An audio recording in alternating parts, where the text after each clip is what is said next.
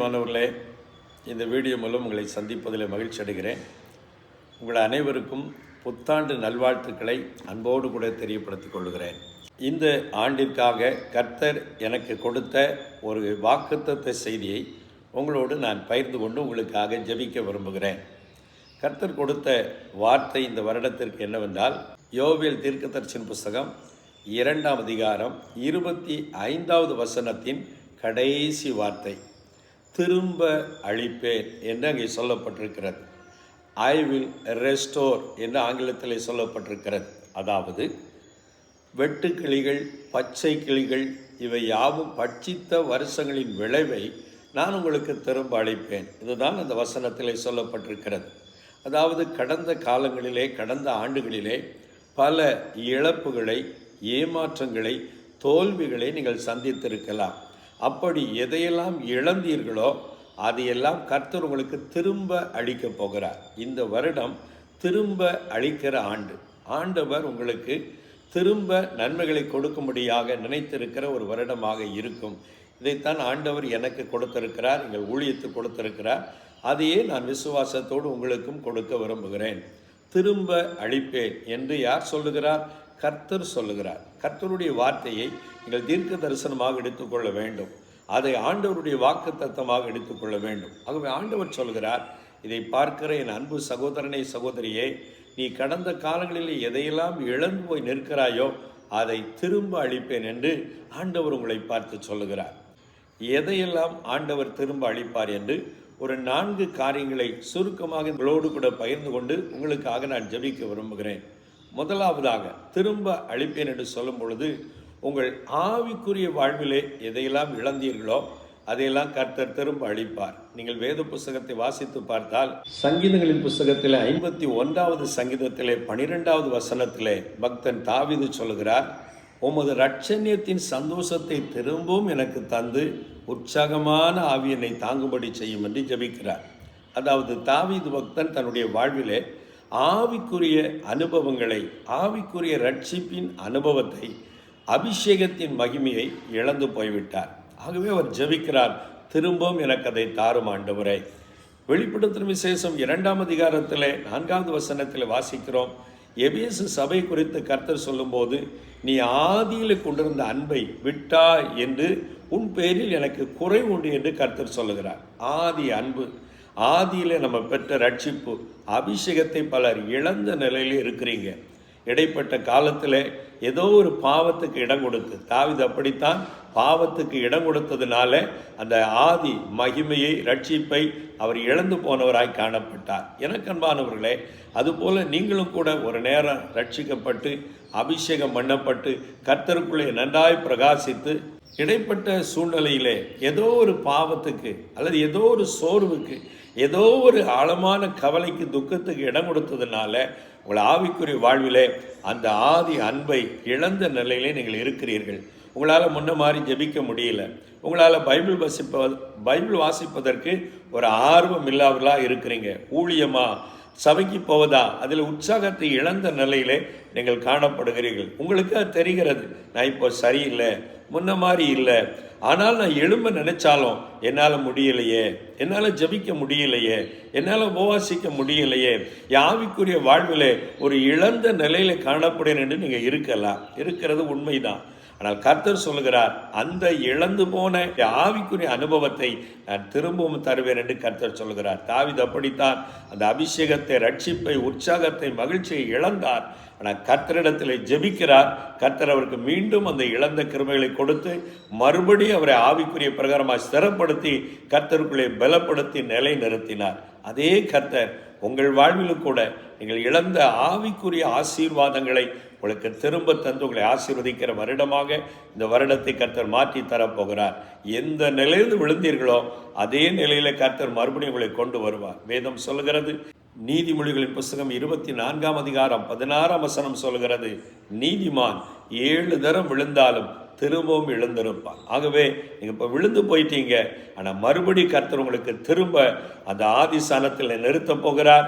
ரட்சிப்பை, அபிஷேகத்தை, மகிமையை மீண்டும் கொடுத்து உங்களை உற்சாகப்படுத்தி இந்த வருடத்தை ஆவிக்குரிய ஆசீர்வதிக்கப்பட்ட வருடமாக கர்த்தர் மாற்றி தரப்போகிறார். என்னுடைய வாழ்விலே கூட அப்படித்தான். நான் ஆண்டவரை ஏற்றுக்கொண்டு 39 வருடங்கள் ஆகிவிட்டது.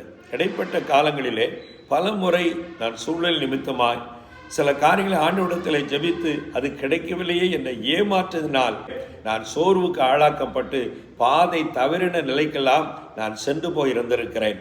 ஆனால் அந்த சூழ்நிலையிலே கர்த்தர் எனக்கு பாடுகளை, அவமானங்களை, நிந்தனைகளை அனுமதித்து அதன் மூலமாய் மறுபடியும் என்னண்டை வா, நான் உன்னை உயிர்ப்பிப்பேன், நான் உன்னை மறுபடியும் பயன்படுத்துவேன் என்று சொல்லி கர்த்தர் எனக்கு பேசினார். அதன் மூலம் நான் மறுபடியும் ஆண்டவருக்கு ஒப்பு கொடுத்தேன். என் பாவங்களை அறிக்கையிட்டேன். குறைவுகளை சரி செய்து கொள்ள என்னை ஒப்பு கொடுத்தேன். மனிதர்கள் என்னை புரிந்து கொள்ளாமல் போனார்கள், ஆனால் கர்த்தர் என்னை புரிந்து கொண்டார். மறுபடியும் என்னை தூக்கி எடுத்தார், நிலைநிறுத்தினார், பலப்படுத்தி வருகிறார். மீண்டும் அந்த பாவங்களில் விழுந்து விடாதபடி காத்து வருகிறார். நான் ஒரு ஸ்டெடியான மனநிலையோடு கூட கர்த்தருக்குள்ளே பலப்படுத்தப்பட்ட ஒரு நிலையிலே இன்னைக்கு சாட்சியாய் நிற்க கர்த்தர் கிருபை தந்திருக்கிறார். அவை இழந்த ஆவிக்குரிய ஆசீர்வாதத்தை நான் பெற்றுக்கொள்ள கிருபை தந்த கர்த்தர் உங்களுக்கும் அந்த கிருபைகளை திரும்ப தருவார். கர்த்தர் மறுபடியும் உங்களை பலப்படுத்துவார். அதே யோவேல் தீர்க்கதரிசியின் புஸ்தகம் 2ஆம் அதிகாரத்தில் நீங்கள் 21வது வசனத்திலிருந்தே வாசித்து பார்த்தால் கர்த்தர் சொல்கிறார், தேசமே பயப்படாதே, மகிழ்ந்து களிகூறு, கர்த்தர் பெரிய காரியங்களை செய்வார். என்னெல்லாம் செய்வார் சொல்லிட்டு வரும்போது அங்கே ஆலைகளில் திராட்சரசமும் எண்ணெயும் புரண்டோடும் நிரம்பி வழியும் சம்பூர்ணமாய் நீங்கள் சாப்பிடுவீர்கள், திருப்தி அடைந்து அதிசயமாய் நடத்தி வந்த கர்த்தருடைய நாமத்தை துதிப்பீர்கள் என்றெல்லாம் அங்கே தொடர்ந்து 28வது வசனங்கள் வரைக்கும் நீங்கள் வாசிக்க முடியும். அதிலே தான் இங்கே 25வது வசனத்தில் வெட்டு கிளிகளும் பச்சை கிளிகளும் முசுக்கட்டை பூச்சிகளும் பச்சை புழுக்களும் பட்சித்த வருஷங்களின் விளைவை திரும்ப அளிப்பேன்னு கர்த்தர் சொல்றார். அதாவது உலக பிரகாரமாக நீங்கள் பொருளாதார ரீதியாக இழந்த நிலையிலே காணப்படலாம். நான் பணத்தை இழந்துட்டேன் பிரதர், என் தொழிலை இழந்துட்டேன் பிரதர், என் வாழ்க்கையில் நான் என் இடம் போயிட்டு, எனக்கு வர வேண்டிய லாபமெல்லாம் போயிட்டு, நான் நஷ்டப்பட்ட நிலையிலே எல்லாவற்றையும் இழந்து நிற்கிறேன். வீடு போச்சு, லேண்டு போச்சு, பணம் போச்சு, வாகனம் போச்சு, பொருளாதார ரீதியாக நான் எல்லாம் இழந்த நிலையில் இருக்கிறேன் யாரெல்லாம் எண்ணிக்கொண்டதை பார்க்கிறீர்களோ உங்களுக்கு தான் கர்த்தர் சொல்லுகிறார், அந்த பட்சித்த பலனுடைய விளைவை நான் திரும்ப உனக்கு அளிப்பேன், மறுபடி நிரம்பி வெளிம்படி ஆசீர்வாதத்தை உனக்கு தருவேன், ஆசீர்வாதம் வழிந்தோடும்படிக்கு நான் செய்வேன். வழிந்தோடும் என்று சொன்னால் இப்போ இருக்கிற நிலைமையில இருக்கிறதெல்லாம் வழிச்சாச்சு, ஒன்றும் இல்லை, பேங்க்ல ஒன்றும் இல்லை, கையில் பணம் இல்லை, எதுவுமே இல்லை, எல்லாம் வலிச்சு எடுத்தாச்சு, அந்த நிலையில் இங்கே இருக்கலாம். கர்த்தர் சொல்றார், இல்லை, நான் வழிந்து ஓடும்படி நிரம்பி வழிகிறபடி சம்பூர்ணமான ஒரு ஆசீர்வாத நன்மையை உனக்கு தருவேன், இந்த வருடத்திலே நம்பிக்கை இழந்து விடாது என்று கர்த்தர் சொல்லுகிறார். ஆகவே பொருளாதார ரீதியாக ஆண்டவர் உங்களுக்கு இழந்ததை திரும்ப தருகிற ஒரு வருடமாக இந்த வருடம் இருக்கும் என்பதை உங்களுக்கு கர்த்தர் தீர்க்க தரிசனமாக சொல்லுகிறார். ஒரு சம்பவத்தை நான் உங்களோடு கூட பகிர்ந்து கொள்ள விரும்புகிறேன். நான் ஊழியத்தின் ஆரம்ப நாட்களிலே புதுசாக கர்த்தர் எனக்கு ஒரு 2 வீலர் கொடுத்திருந்தார், ஸ்ப்ளெண்டர் பைக். அதை வைத்துக்கொண்டு கிராமமாக போயிருக்கிறேன். அப்படி ஒரு முறை முழு இரஜபத்துக்கு ஒரே நாளிலே 2 இடத்துல அழைத்திருக்கிறார்.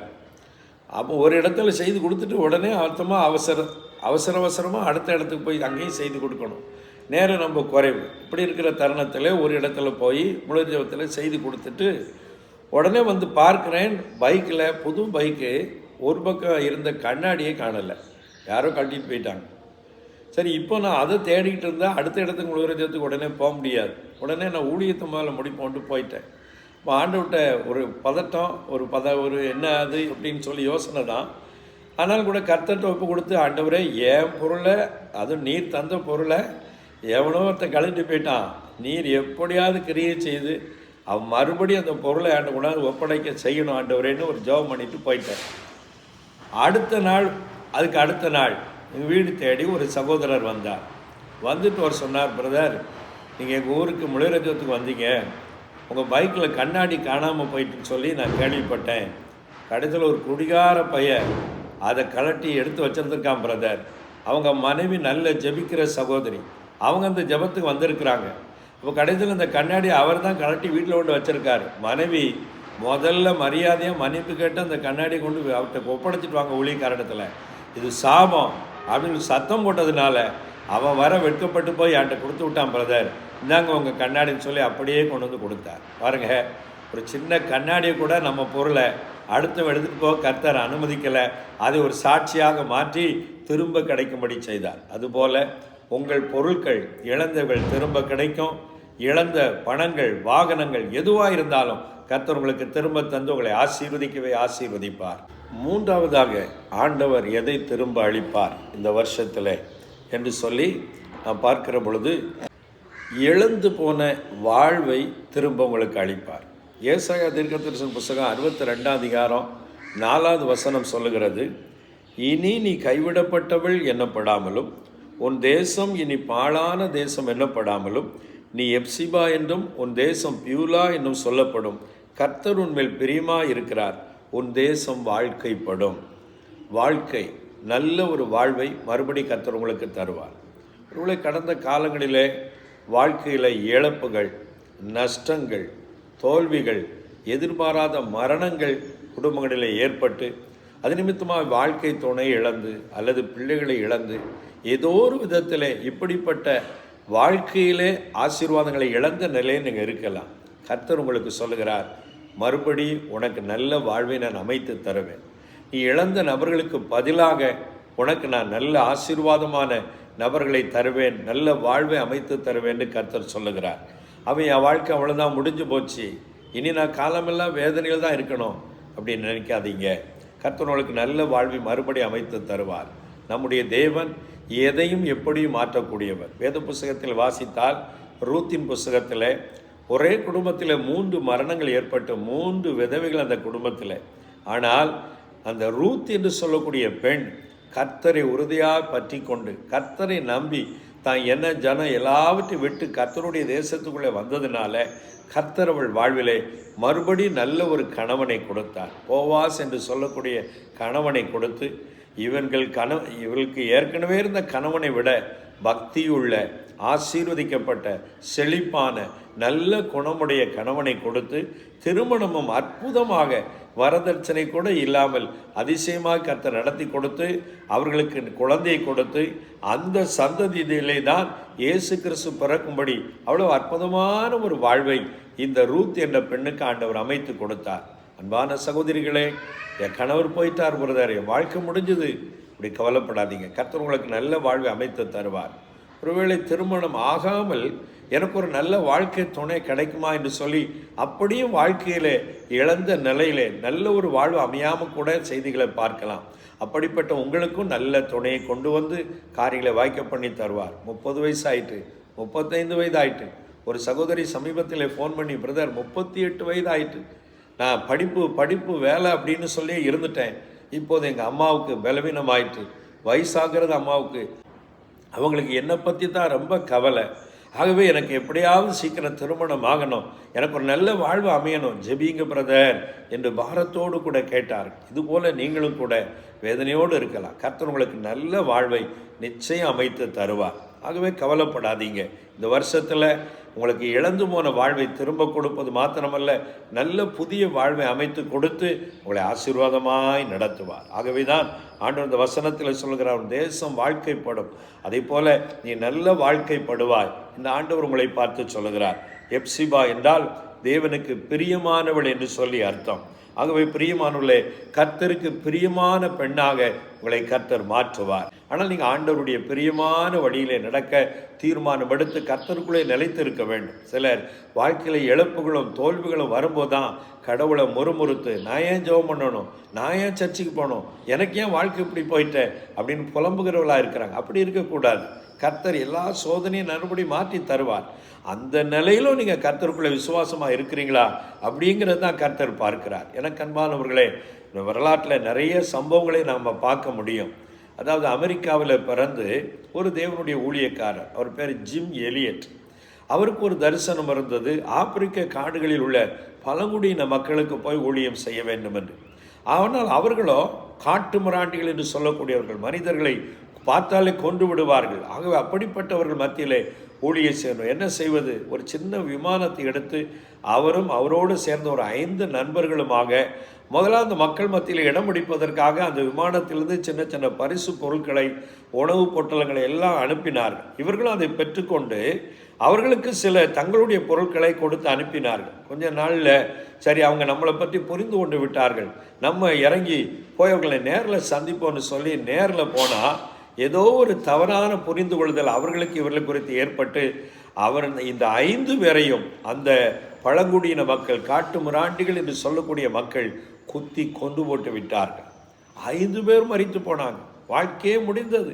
மிஷனரிகளாய் போனவர்களுக்கு இப்படி ஆகிவிட்டது என்று சொல்லி அவர்கள் மிகுந்த வேதனை, அவர்களை குறித்த காரியங்கள் இப்படி இருக்கிற சூழ்நிலையில் ஆண்டவர் பாருங்க, அந்த ஜிம் எலியட்னு சொல்லக்கூடியவருடைய மனைவியினுடைய உள்ளத்திலே கிரியை செய்தார். அவர்களுக்குள்ளே ஒரு வைராக்கியம், கணவர் உயிரை விட்டாரே, அதே இடத்துல போய் ஊழியம் செய்யணும், அதே ஆத்மாக்களை சந்திக்கணும், கர்த்தர் நம்ம வாழ்க்கையில் ஒரு பெரிய மாற்றத்தை தருவான்னு சொல்லி போனாங்க. அங்கே போனால் கர்த்தர் வித்தியாசமாய் கிரியை செய்து அந்த மக்கள் இவர்களை ஏற்றுக்கொள்ளவும், இந்த சகோதரியோடு இன்னொரு சகோதரியும் அங்கே ஊழியத்திற்கு போனார்கள். போய் மறுபடி ஊழியம் செய்தால் ஆவியானுடைய வல்லமையினாலே அவர்கள் அந்த மக்களெல்லாம் சந்திக்கப்பட்டார்கள். அதில் இந்த 5 பேரை குத்தி கொண்டவர்களே ஒருவன் ரட்சிக்கப்பட்டு பாஸ்டராக மாறினார்.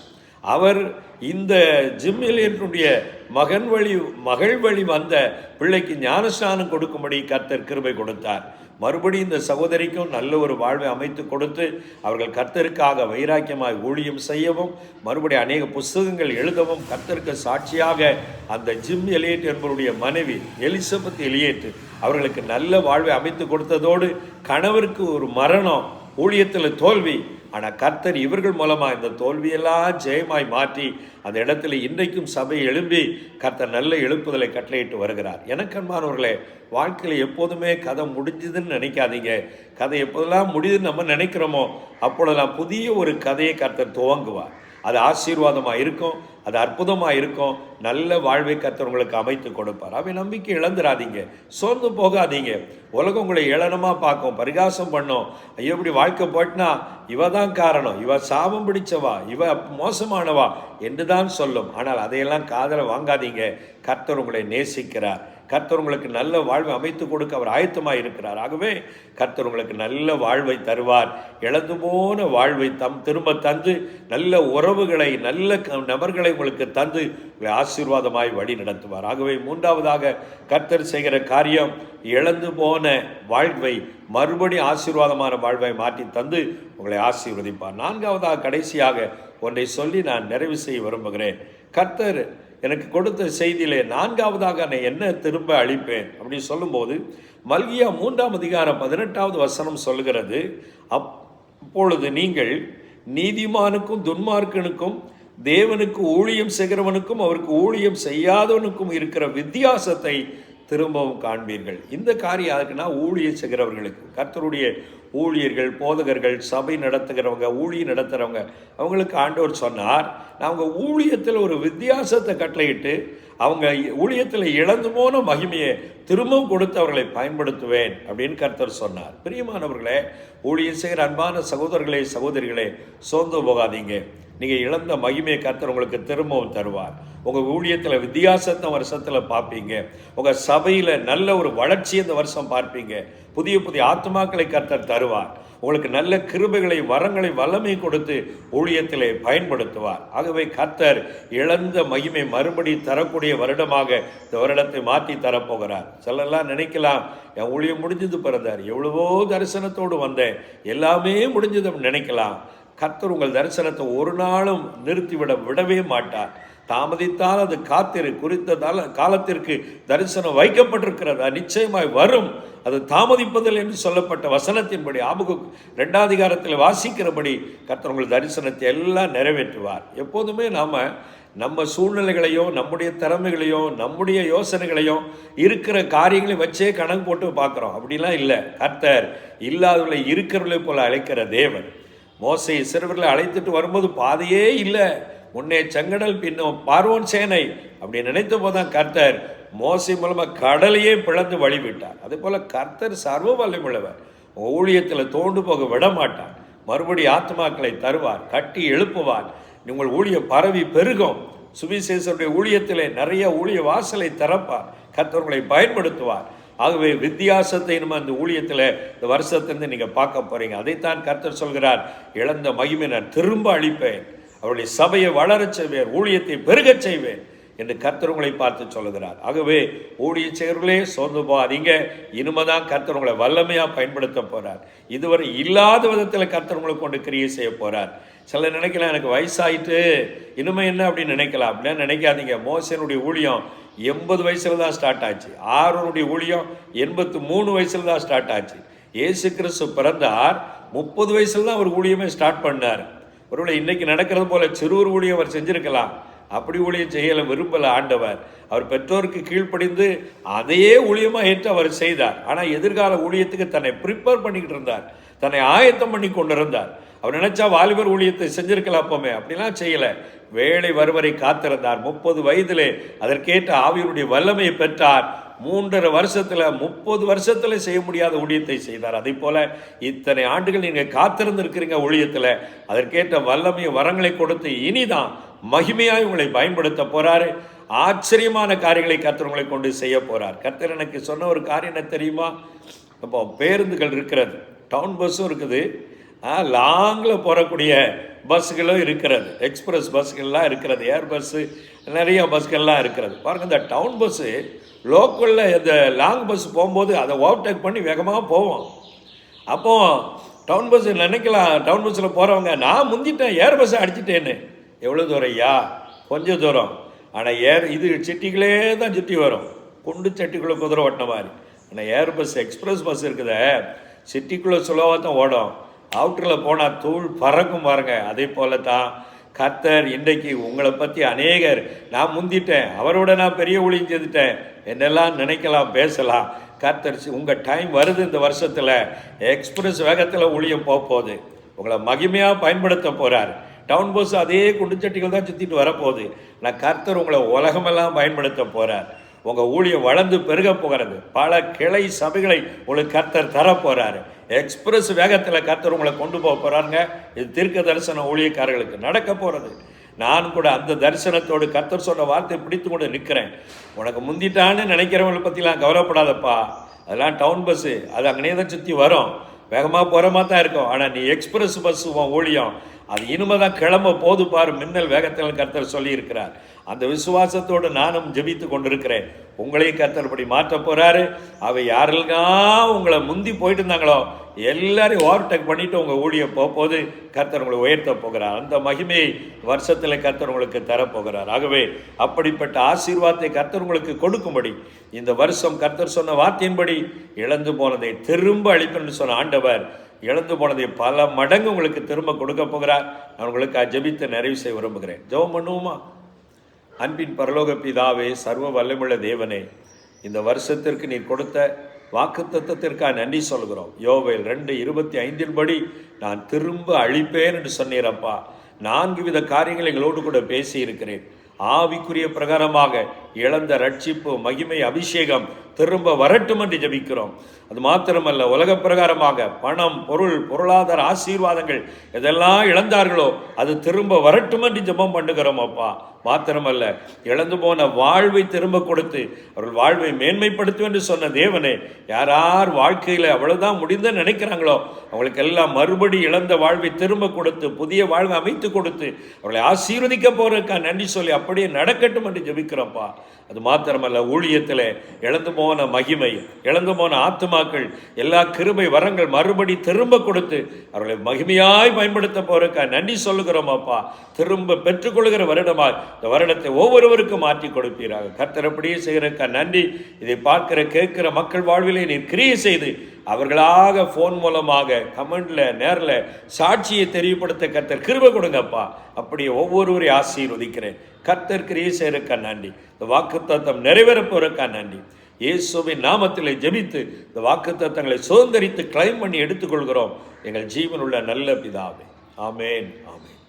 பிரியமானவர்களே, வாக்குத்தத்தங்களை பெற்றுக்கொள்ள போறீங்க. கர்த்தர் உங்களை உயர்த்த போறாரு. பெற்றுக்கொள்ள நன்மைகளை எங்களுக்கு தெரியப்படுத்துங்க. God bless you. மீண்டும் சந்திப்போம்.